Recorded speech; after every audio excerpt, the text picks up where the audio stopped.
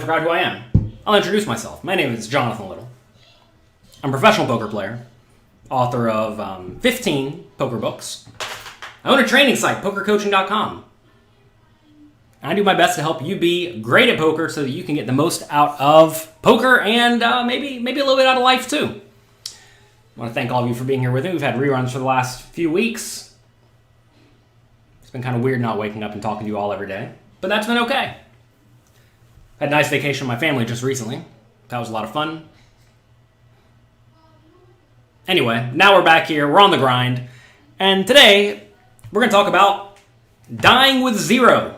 I'm straight up taking all of this from Bill Perkins. He has a book that came out recently called Die With Zero. Check it out at jonathanlittlepoker.com/diewithzero. DIEWITHZERO. Audio is garbled. Is the audio no good? Let me know if the audio is no good. If someone could tell me if the audio is no good, that would be great. Audio sounds fine. Okay, fine. I actually wasn't going to discuss the book Die With Zero today, but my very good friend Mike Sexton is apparently very sick. He's in hospice. I'm told he looks like he's in pretty bad shape, and that made me very, very sad to hear. And I'm pretty confident Mike Sexton's got a lot out of life. He probably did a lot of the things right that the book Die With Zero talks about. So let's go into this very briefly. I don't have the book in front of me. I already gave it away to someone who I thought could utilize it very well. If you're a human and you want to make sure you maximize your money in your life, check out the book Die With Zero. Again, jonathanlittlepoker.com/diewithzero. And essentially he talks about how there are three main things that you have that you either have more of or less of as life progresses. So one of them is money, right? Typically, you have more money when you're older. More money gives you more potential to spend the money for experiences, right? The goal is to generate experiences, not necessarily hoard, right? Because if you hoard your money, what good is it if you don't actually utilize it? Let me go tell my kids to be quiet. Guys, can you be a little bit quieter, please? Thank you. They don't know what it is to have daddy working at home anymore. So, you have money. Usually you have money as you get older. You don't have a whole lot of money when you're young. That doesn't mean you can't still have good experiences, right? You can certainly have good experiences with no money, but it turns out having money makes it a whole lot easier to have good experiences. Next, time. Turns out you have a lot of time when you're young, because you have nothing going on. And you also have a pretty good amount of time when you are old, right? Because when you're old, you don't really have a whole lot of stuff going on. Now, the other quality here is health, right? As you get older, you have less health. But you have a decent amount of free time to spend time doing things you want to do as you are old, even though the time you have left on the earth is limited, right? And then health, right? Typically you have great health when you're young and when you're middle-aged, and you have declining health as you get older. And the problem with the way a lot of people approach life and life balance and money balance is that they have the most money and they have the most free time when they are old but in poor health, which results in them not being able to fully utilize the money that they have to do the things they want, because it turns out when most people get old, they just kind of want to hang around. They don't want to go on insane adventures when they're 80 years old and can barely walk. When you can barely walk when you're 80 years old, you just want to hang out and do nothing, which means you're not actually going to spend and utilize your money. So it turns out whenever you get older, you do a whole lot of reminiscing. And I have a lot of friends who are older. Like Mike Sexton's a good example of this, right? He has infinite stories. And it turns out a lot of the people who I know who are crushing life even today when they're older, they have a lot of stories, a lot of experiences. And right off the bat, in the book Die With Zero by Bill Perkins, again, check it out, he discusses how you want to make sure you are investing in experiences, because that's going to open your eyes to new things. It's going to let you encounter new people. It's going to let you essentially just make the most out of your life. And if you don't get these experiences, when you get older, you're not going to have anything to look back on. You're going to have no treasures in your mind. Syndic 8 Dances, subscribed on Twitter, or Twitch. Well, thank you very much. I appreciate it. Thank you. All right. So, something you mentioned right off the bat that I thought was interesting is that when you're young and you have no money, you really shouldn't be focusing on saving money. And you may say, but like, don't you want to save up for the future? And sure, you certainly can save up for the future.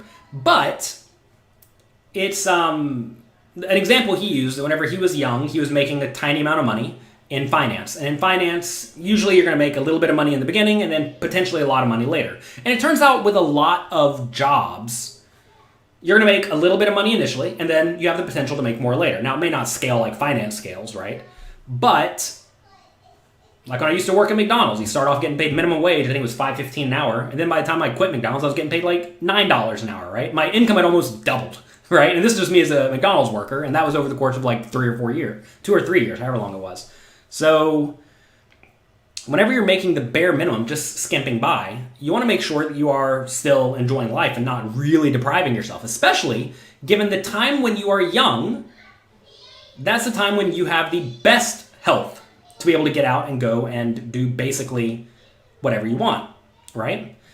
And a lot of people don't do that. I mean, Bill said he didn't do that back in the day. He said that he would stay home, eat ramen noodles, etc. And he had another friend who just took the summer off and got a loan from a loan shark to go overseas to have experiences. And he said, while he perhaps would not necessarily recommend going in debt to go have experiences, it's still, like, he would rather have had that guy's experiences than his own, right? And saving an extra $1,000 was ridiculous, because saving an extra $1,000 back then just doesn't matter all that much in the long run when you're going to have the potential to make substantially more money in the future to where you'll easily be able to save $1,000 a month. Is this pre-recorded? No, we're live here today. Finally back home. It's been a while. If you all forgot me, my name is Jonathan Little. I play poker. I also teach people to play poker. I write books. I try to help people make the most of their poker and their life. If you like this, hit the like button. While I'm promoting everything, we have a sale going on. Check out pokercoaching.com/Labor Day if you want to learn poker from me.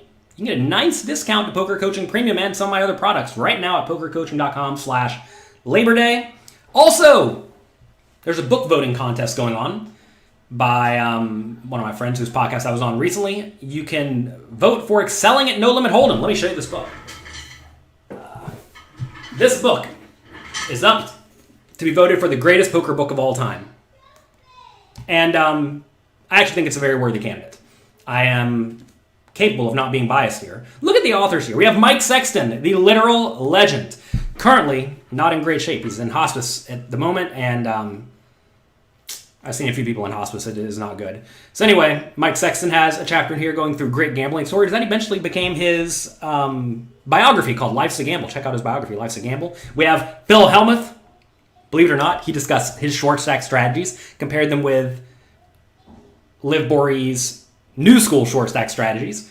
We also have Olivier Bousquet, world-class heads-up player, Jared Tendler, the mindset expert, Chris Moneymaker. We can just go down this list. We have many, many professional poker players and mindset experts.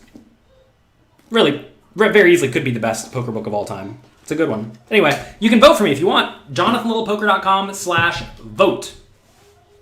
Nice, easy URL for you. Go to JonathanLittlePoker.com/vote. I fully expect to get... How many people are here right now? It's 177 people here that I can easily see. I expect to fully get about 100 votes from all of you right now. So go to JonathanLittlePoker.com/vote. And if you like my work, feel free. Can that book be shipped to India? Yeah, so if you can buy it on Amazon. Amazon's probably the easiest way to get the books. Also, we have a new book. First, Excelling at No Limit Hold'em. I got many of the absolute best live poker players and mindset experts. Woo! We have another one. Excelling at Tough No Limit Hold'em games. This one might be better than the first. This book should be shipped out very, very soon. I think I'm the only person in the world who has physical copies besides the distributor. It's a beautiful book. Nice, good book. Featuring many, many world-class pros. These may not be household names to you. Maybe they are. We have John Van Fleet, named Ape Styles. Perhaps the biggest winner in online tournaments. We have Giraffe Ganger, poker coaching coach, who has been streaming for us recently. We have Rob Tinian. Rob Tinian has won the Sunday Million twice. We have Vlada right here. Vlada chopped the $10,000 Stadium Series the other day for like $1,000,000-something, so good for him. Anyway, fantastic book. That'll be out very, very, very, very soon.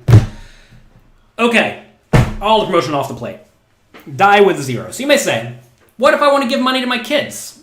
Can't die. If you die with 0, you don't get to give any money to your kids. That's what a lot of people think.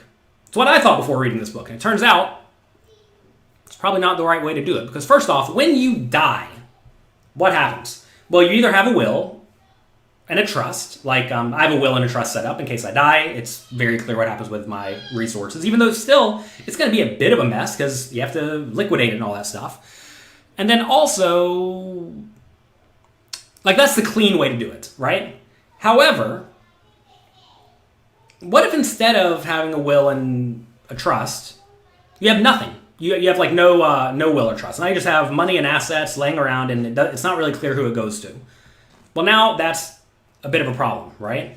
Because now people are going to be fighting for it. You really want your relatives fighting for it, or your relatives, well, to be fair, they're always going to feel bad about it. However, there's another way to go or get around this, and that is to give people you want to give money.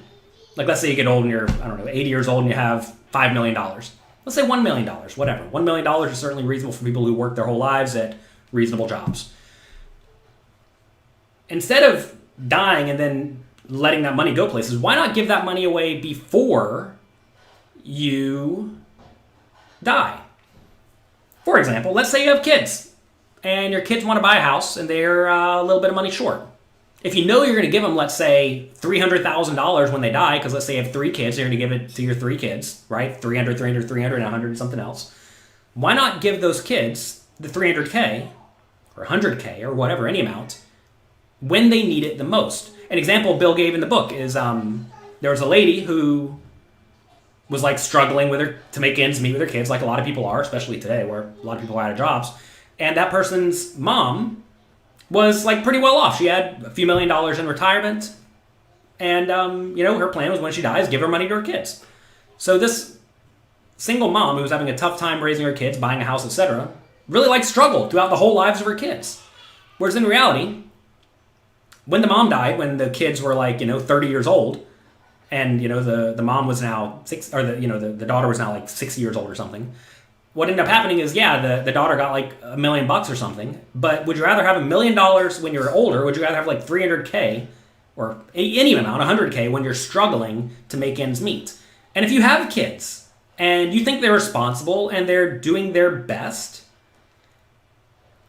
and they're still struggling, and you're going to give them money whenever they are older anyway, or whenever you die, right? Wouldn't you rather give it to them now so that you can see them enjoying that money and see them putting it towards something that is very, very useful and beneficial for them today while you're alive?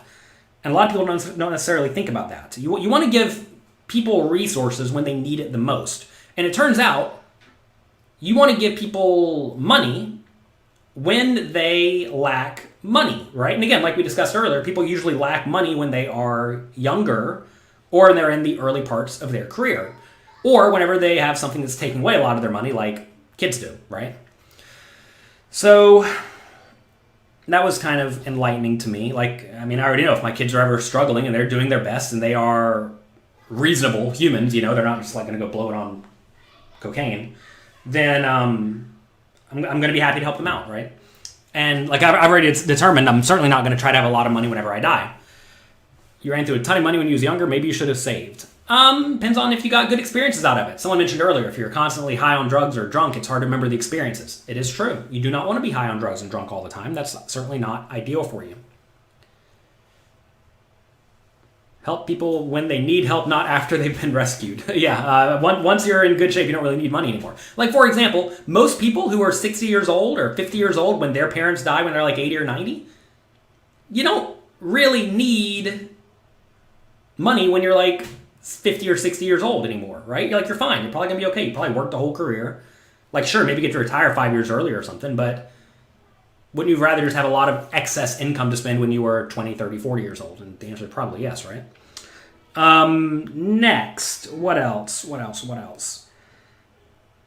So another issue that a lot of people have is that you may say, well, I don't want to run out of money, right?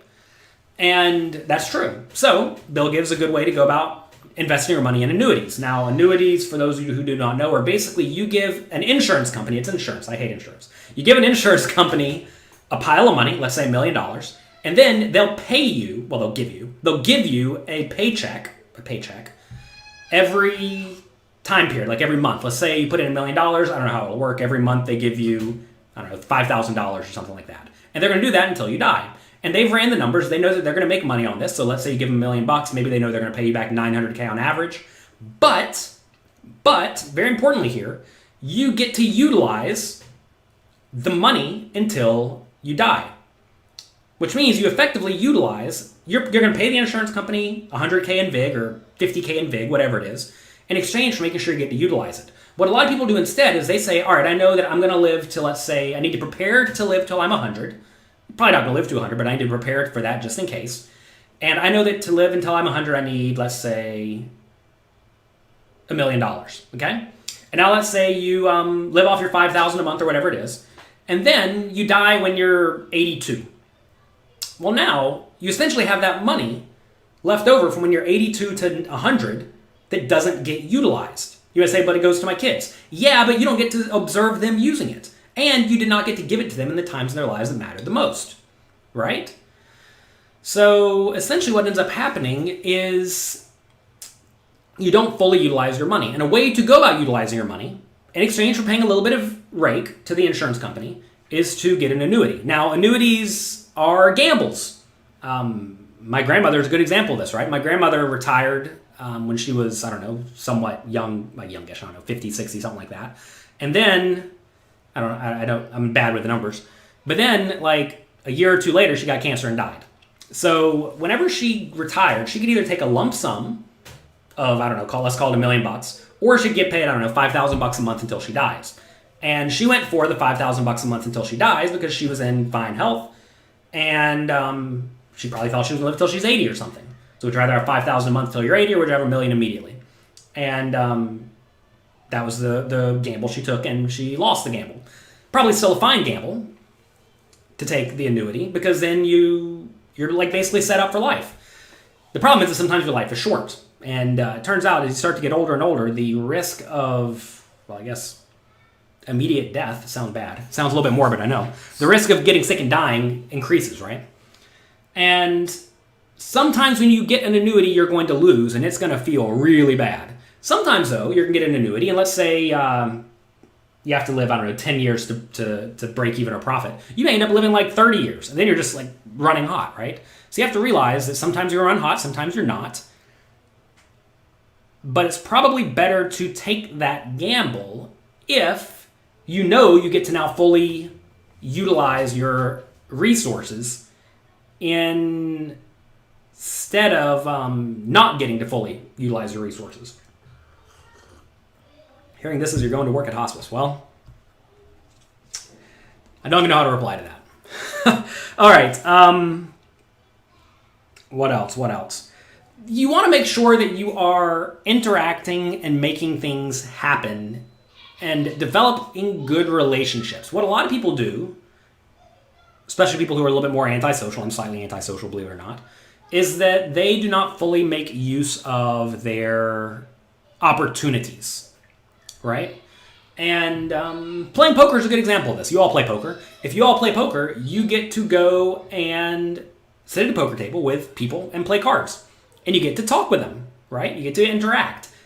Most of the people, you're not going to want to be friends with, and that's fine and okay. But if you never interact, you're never really going to find friends, people who can maybe help you and benefit you in life. And you want to cultivate good relationships. I certainly know that I squandered the first five years or so of my live poker experience, where I was always wearing headphones and a hoodie and I didn't talk to anybody. Wasn't even having a very good time. And that's just a pure waste, right? And I have to live with the fact that I squandered that. But I know I'm not going to squander that going forward, right? People ask, why don't you wear sunglasses anymore? Because it essentially ruins your experience. Turns out people do not want to talk to people who are wearing sunglasses. And it also turns out that you are going to have a more difficult time interacting with humans in general whenever you are purposefully trying to be concealed and turned off, right? And in exchange for perhaps giving away even a little bit of equity, because maybe somebody picks up some sick eye tell, or maybe they pick up on you looking at them, or whatever, you're going to get to form relationships. And I have formed countless amazing relationships over the last 10 years or so with people I would not have otherwise interacted with if I was more closed off, right? Your local players are into being friendly, good conversation, and needling. Good. That's exactly what you want to. That's what you want to have happening. Greg said Sunday and the boss. He was chip leader, final 3 tables, and you blew it. Oh, don't blow it. You had a great chance at 80K. Yeah, well, tournaments are tough. I took a second place this Sunday. I took second place in some $200 tournament. One of my friends, Michael Lankar, he beat me heads up. He was streaming it. I watched his stream, and he just demolished me. He just won every hand. I always made him second pair. He always made top pair, and I lost. But anyway, that was cool. Took a second place. Busted a $2,500 twice. That was lame. But yeah.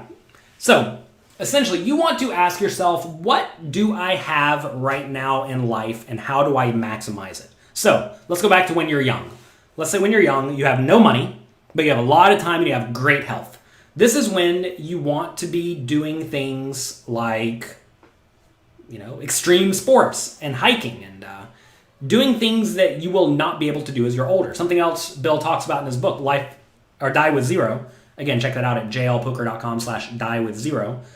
Is that you want to essentially take the things you want to do with life, or what want to do in life. Like, let's say you want to learn Spanish and you want to go to Tokyo and you want to go snowboarding for a week and you want to have a sick 50th birthday party or whatever. Say you want to do all these things.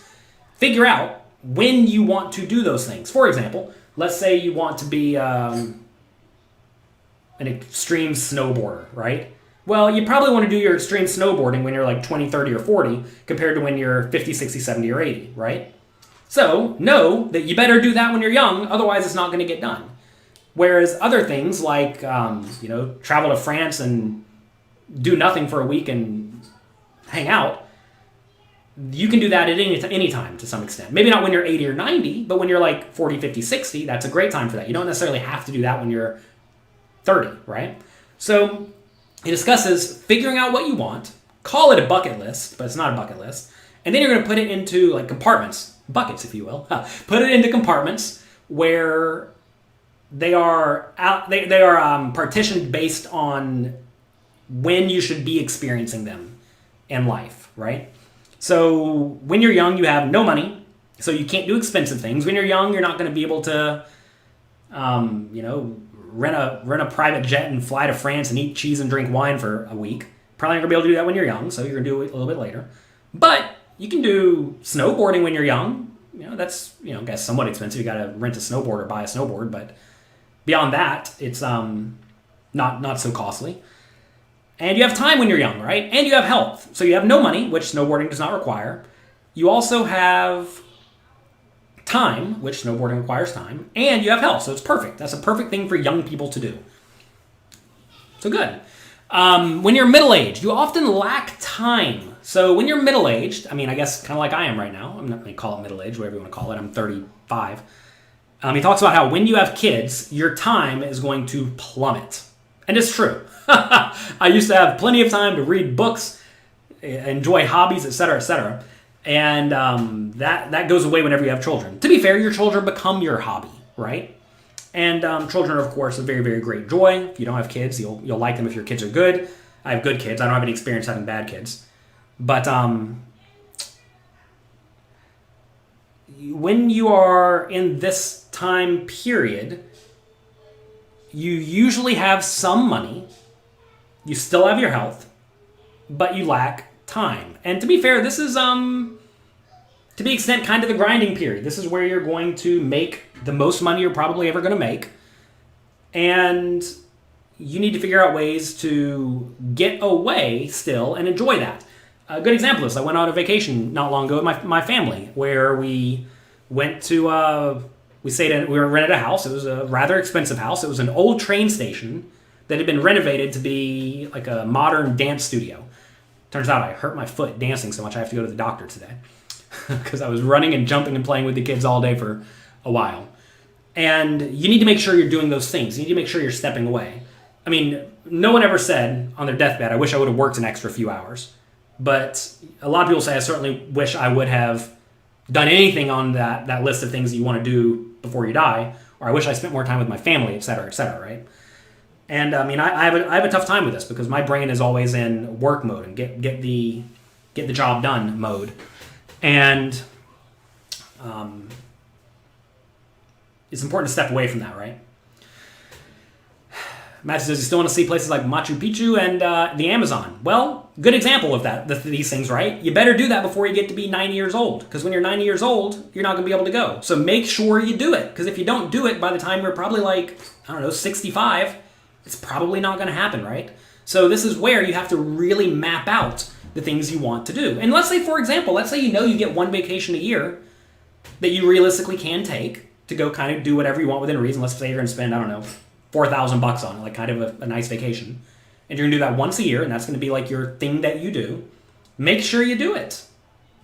I mean, I was talking with my wife just yesterday. This short trip we took recently was the first time I've ever been away with the kids. And even then, it was only like an hour away from where we live. And we should probably be doing more stuff like that because, like, my work is very flexible. Her work is flexible enough. And we should make more of our opportunities, right? All right. Greg said you want first place for $16,400. Thank you so much. Well, good job. Good job putting in the work. Congrats on that. Louis Philippe said you had a great time meeting Mike Sexton when we had breakfast in Montreal. Yeah. For those who don't know, Mike Sexton is in hospice at the moment. It's not looking great for him. And I love Mike Sexton. Mike Sexton was always an inspiration to me personally. I don't necessarily know why. I mean, I know why because he's amazing, but I don't know why he in particular was an inspiration for me. But I realized that he was always out there helping people improve their skills and have a good time. And, I remember just being young. I'm like, oh my God, I want to be like Mike Sexton. And I've done my best to try to become like Mike Sexton to the best of my ability. By, helping people, try to help people have a good time, try to help people enjoy their experience. And, you can see his influence on me based on the way I changed. Remember I said earlier in this show, whenever first about 3 or 4 or 5 years of my career, I really did not make the most of my opportunities. And I'm trying to get better at that, right? And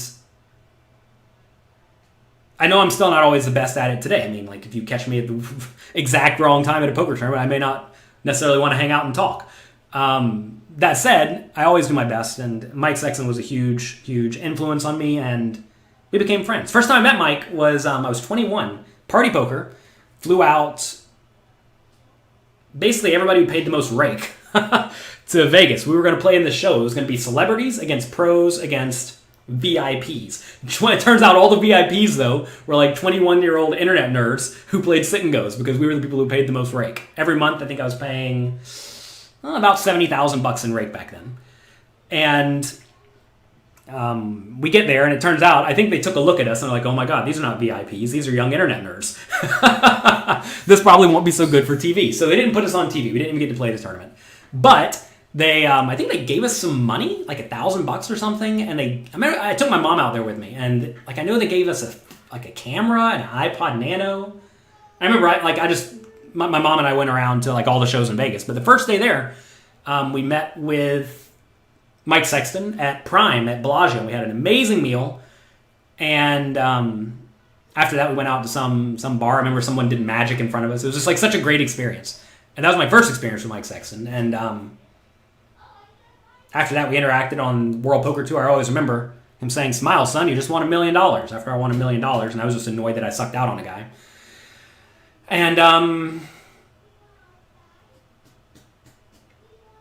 don't always react optimally.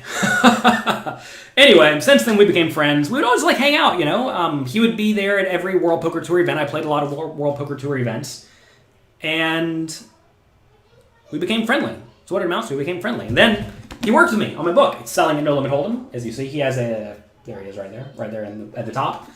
His chapter. Let me see if I can find the exact title of it. Where's his chapter? Oh, Great Plays from the Great Players. A lot of fun hands from basically the World Poker Tour.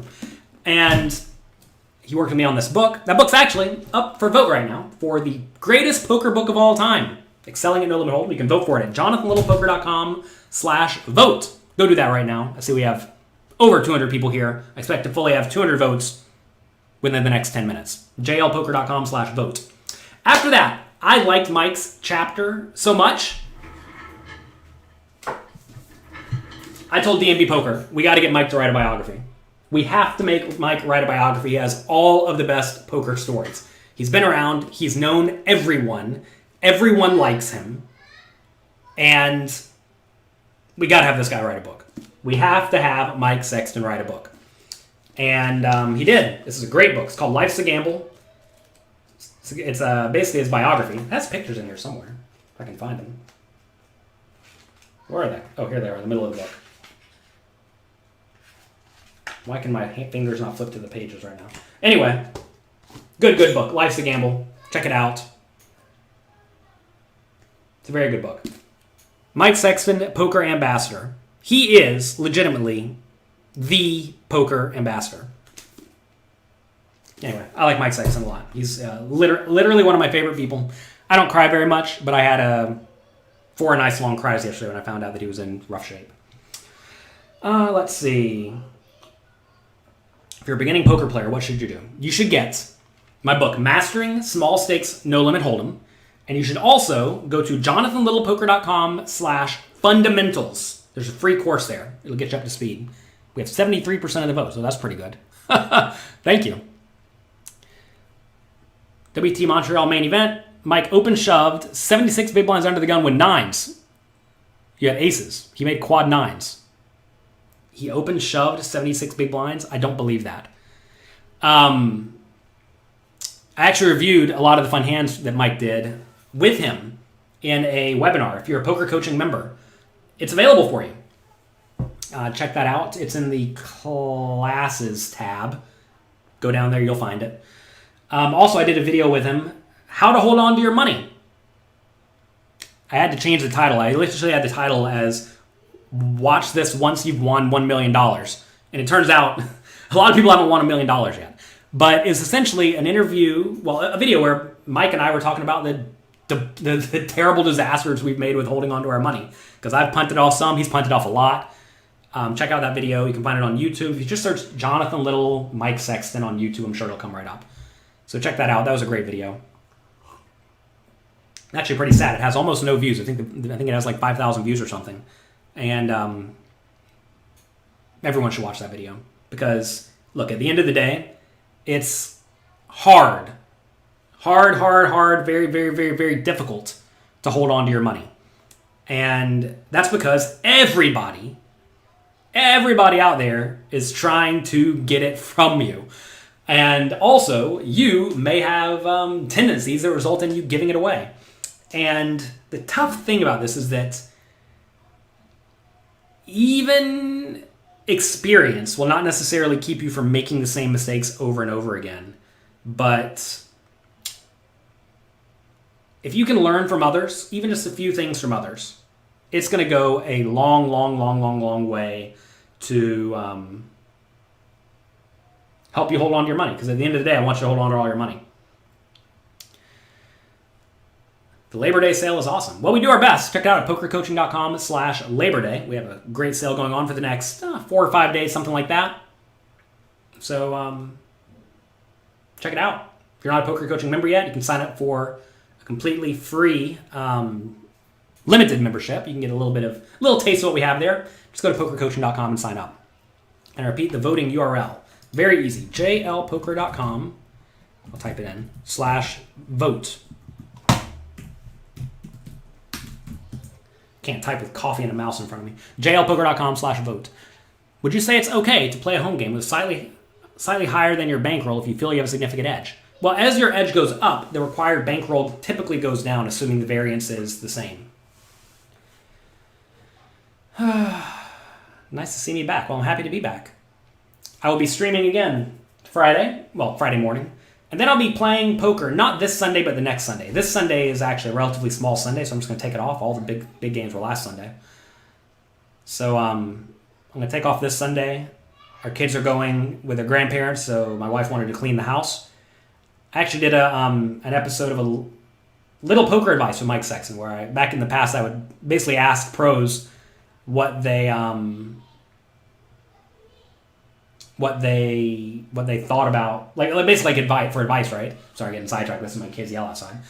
And he said the first thing is do whatever your wife wants. When your wife tells you something, you should probably do it. And my wife says she wants to clean up the house, and so I'm going to clean up the house.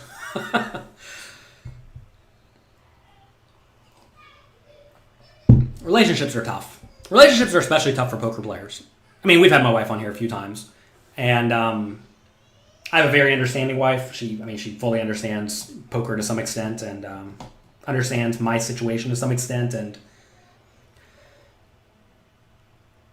anyway, that's that. 76 big blind open shove. That didn't happen. Yeah, that didn't happen. No one's going to believe you. Can you give you advice on moving up? You have 100 buy-ins for the next game, but you're afraid of the swings. Get used to it. Realize you're going to have swings. If you lose 20 buy-ins, it's not the end of the world. But I recommend playing double or nothing sit and goes, or just regular sit and goes. Regular sit and goes. Always play a game that has a future. Double or nothing sit and goes are dead, even at the tiniest stakes. Whereas sit and goes at least are, you can play medium stakes sit and goes and still make good money. And medium stakes sit and goes are great practice for tournaments, for final tables of tournaments, right? I'm trying to think, what was I reviewing the other day? I was reviewing some hands for a student the other day, and anytime you're reviewing a final table spot, sit and go experience, like regular sit and go experience where they have normal payouts, is going to be very useful, whereas things like double or nothing sit and goes is really just not applicable at all. And whenever you're playing poker in the beginning, this kind of goes back to the idea of from die with zero. What are you trying to do when you first are getting into poker? Is the goal to make money, or is the goal to get good at poker? And you have to realize that any amount of money you win early in your poker career is effectively irrelevant compared to the amount of money you could win later. For example, I started with $50. If I 5x my bankroll, I'm going to have what? $250 or $300 now?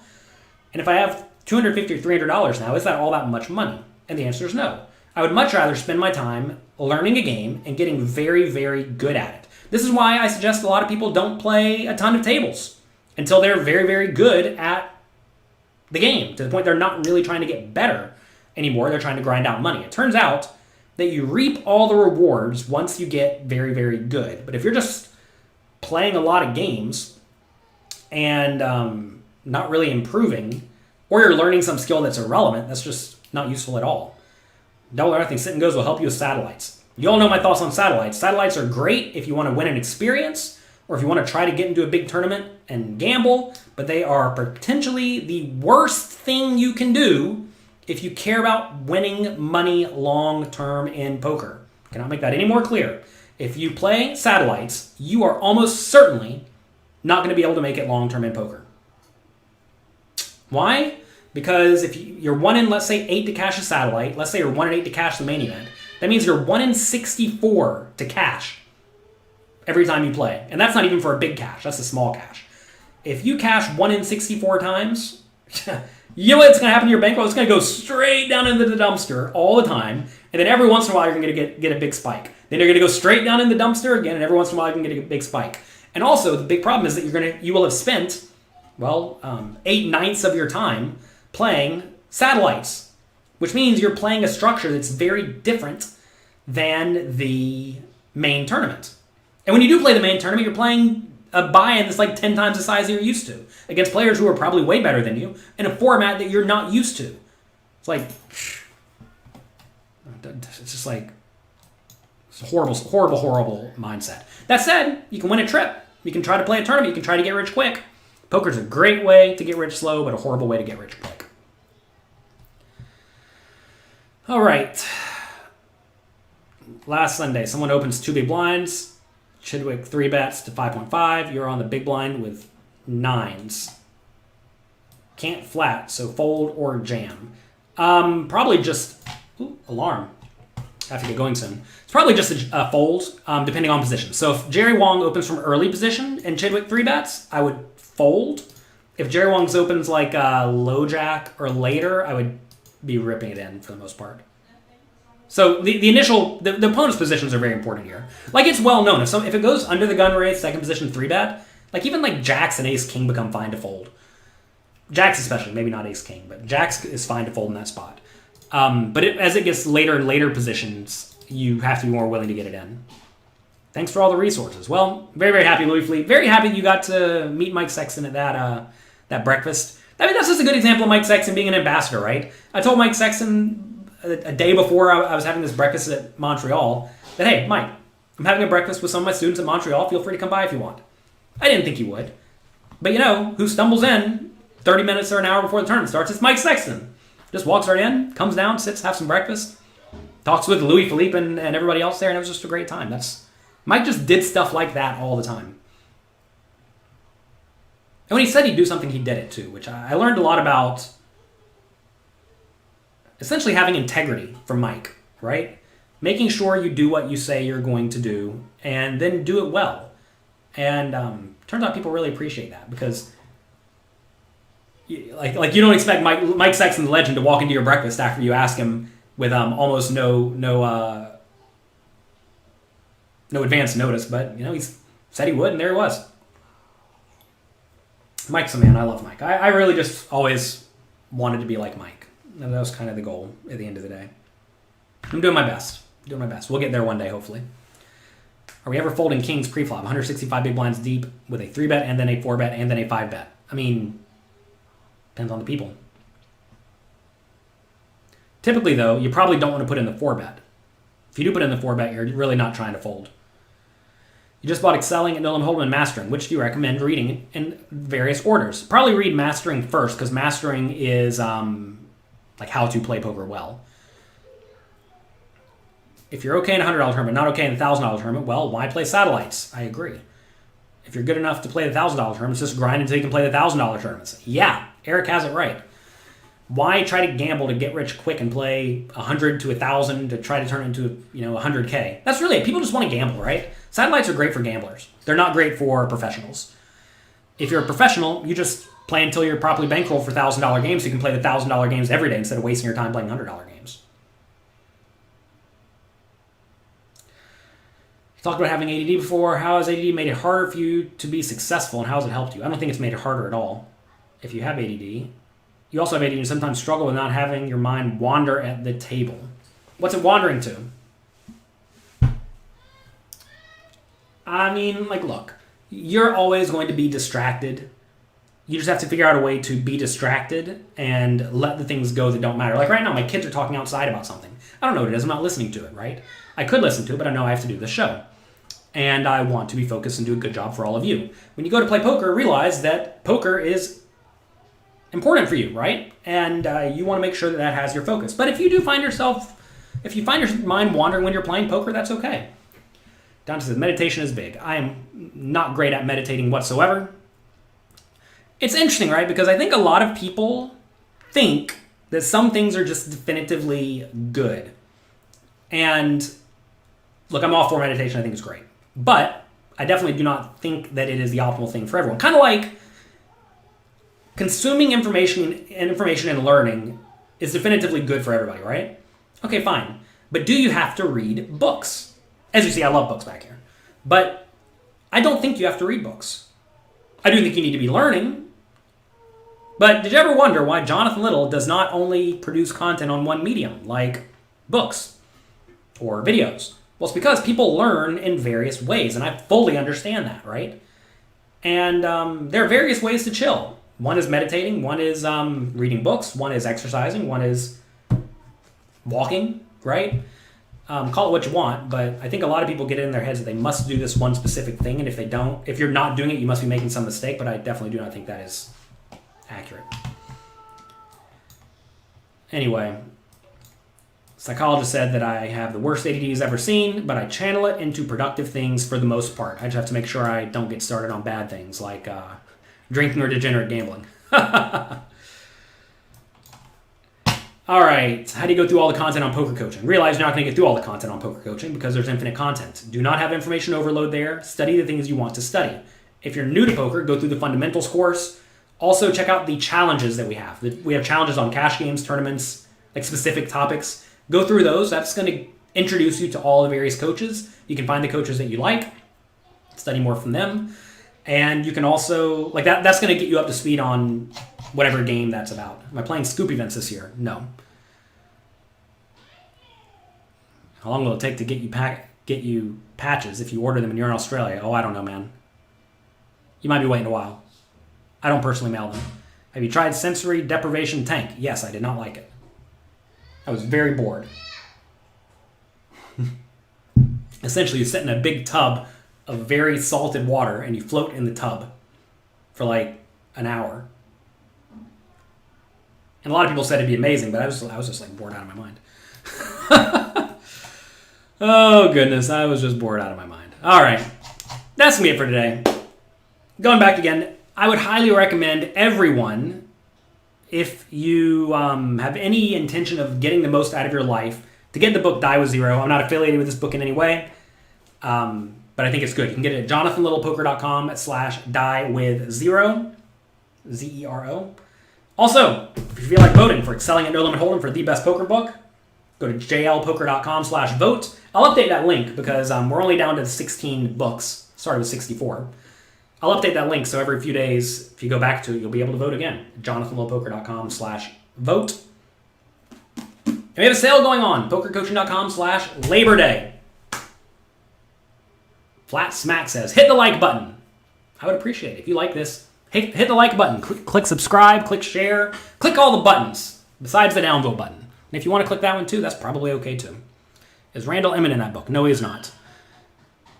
He could write a chapter on confusing everyone on buying them all ice cream before the start of the tournaments. What a great idea, right? I was sitting here thinking about this. Like, I just might buy everyone ice cream at the World Series of Poker this year because, like, what's it cost you? Let's say you got to buy, 3,000 ice creams? Ice cream costs what? $2 each? So that's $6,000 to give everyone a pokercoaching.com ice cream bar before the start of the poker tournament? Why not, right? I would do that. I would do that immediately. How much is that new book of mine? I don't know. Go to Amazon. Just type Excelling at Tough No Limit Hold'em. It'll come right up. Hope you all have a great day. Hope you all make the most of it. What happened to Mike Sexton? He apparently has prostate cancer, and he is in hospice at the moment. He's been there for a month. I don't think it's looking good. Anyway, Mike Madisal, love him or hate him, he's doing a Mike Sexton tribute tomorrow night at 7 p.m. Eastern time. So I'll be on that, and I imagine a lot of other people will be there too, sharing stories with Mike Sexton. So look for a link that Mike Madisal posted on his Twitter. I'll probably retweet it. All right, have a great day. Enjoy yourselves. Enjoy yourselves. All you can do is make the most out of life, right? We don't have a whole lot of time left. Don't squander it. I'll see you all later, and we'll be back on Friday, bright and early, 9 a.m. Eastern time. Bye-bye.